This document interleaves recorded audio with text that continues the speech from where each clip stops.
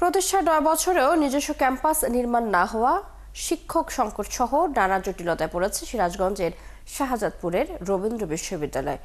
Academic এবং প্রশাসনিক কার্যক্রম চলছে এলাকার দুটি কলেজ ও বাড়ি ভাড়া নিয়ে, যেখানে মিলছে না ক্যাফেটেরিয়া, আবাসন, যানবাহন ও লাইব্রেরি সুবিধা।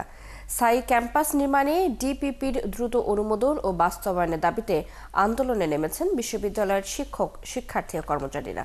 ইউসুফ জিয়ান রাজুর তথ্য ছবিতে বিস্তারিত। বিশ্বকবি রবীন্দ্রনাথ ঠাকুরের স্মৃতি বিজড়িত সিরাজগঞ্জের শাহজাদপুরে প্রতিষ্ঠিত হয়েছে রবীন্দ্র বিশ্ববিদ্যালয় বাংলাদেশ। স্পেশাল আপনার মানে মজার কিছু, তাই আমার সিক্রেট ম্যাগি স্বাদে ম্যাজিক ফ্রম নেসলে। ২০১৬ সালে জাতীয় সংসদে রবীন্দ্র বিশ্ববিদ্যালয় বাংলাদেশ আইন অনুমোদনের পর ২০১৭-১৮ শিক্ষাবর্ষ থেকেই শুরু হয় বিশ্ববিদ্যালয়টির একাডেমিক কার্যক্রম। বর্তমানে বাংলা, সমাজবিজ্ঞান, অর্থনীতি, সঙ্গীত ও ব্যবস্থাপনা নামে ৫টি বিভাগে শিক্ষার্থীর সংখ্যা প্রায় ১২০০। ৩৪ জন শিক্ষক, ৫৪ জন কর্মকর্তা ও ১০৭ জন কর্মচারী নিয়ে শাহজাদপুর মহিলা college, Saifuddin Yahya degree college সহ ভাড়া করা দুটি বাড়িতে চলছে বিশ্ববিদ্যালয়টির একাডেমিক ও প্রশাসনিক কার্যক্রম বলে জানায় বিশ্ববিদ্যালয় কর্তৃপক্ষ। ঠিকানাহীন মানুষ যেমন পথে পথে ঘুরে বেড়ায়, আমাদের অবস্থা ঠিক এরকমই হয়েছে। কেন আমাদের রবীন্দ্র বিশ্ববিদ্যালয়ের শিক্ষার্থীরা আজকে রাস্তায় দাঁড়িয়ে থাকবে?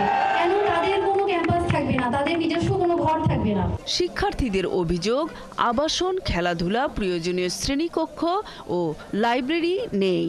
নিরুপায় হয়ে স্থায়ী ক্যাম্পাসের দাবিতে রবীন্দ্র বিশ্ববিদ্যালয় দিবস ২০২৫-এর কর্মসূচি বর্জন করে মানববন্ধন সহ আন্দোলনে নেমেছেন বিশ্ববিদ্যালয়ের শিক্ষক, কর্মকর্তা, কর্মচারী ও শিক্ষার্থীরা।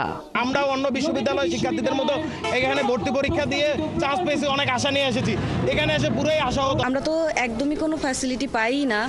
একটি ক্লাসরুম, দুইটি ক্লাসরুম হয়, একটি বর্ষের যদি ফাইনাল পরীক্ষা হয়, অন্য সব বর্ষের ক্লাস অফ থাকে। একটা বিল্ডিং থেকে আরেকটা বিল্ডিংয়ে যাই, আমার প্রতিদিনের খরচ হয় ২০০ থেকে ৩০০ টাকা। শুরুতে ৯,২০০ কোটি টাকা ব্যয় ধরে বিশ্ববিদ্যালয় প্রশাসন নিজস্ব ক্যাম্পাস নির্মাণের প্রকল্প জমা দিলে তা অনুমোদন হয়নি। পরপর ৭ বার সংশোধন করে রবীন্দ্র বিশ্ববিদ্যালয় প্রশাসন বর্তমান সরকারের ব্যয় সংকোচন নীতি বিবেচনায় রেখে সর্বশেষ ৫১৯ কোটি ১৫ লক্ষ টাকার প্রস্তাব দেয়। বিশ্ববিদ্যালয়ের উপাচার্য জানান, এই প্রস্তাব একনেকে ওঠে গত ৭ মে। ৮ বছর ধরে একটা ডিপিপি আপনি অনুমোদন করবেন না, এটি হয় না, কোনোভাবে গ্রহণযোগ্য নয়।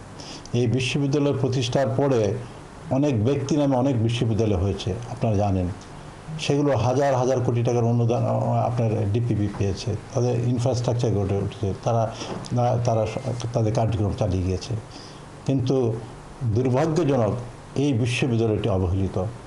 রবীন্দ্রনাথ ঠাকুর পরিবারের ২২৫ একর জমি নিয়ে প্রায় ৯ বছর আগে বিশ্ববিদ্যালয়টি চালু হয়। নূর তাজমিন নীর, ৭১।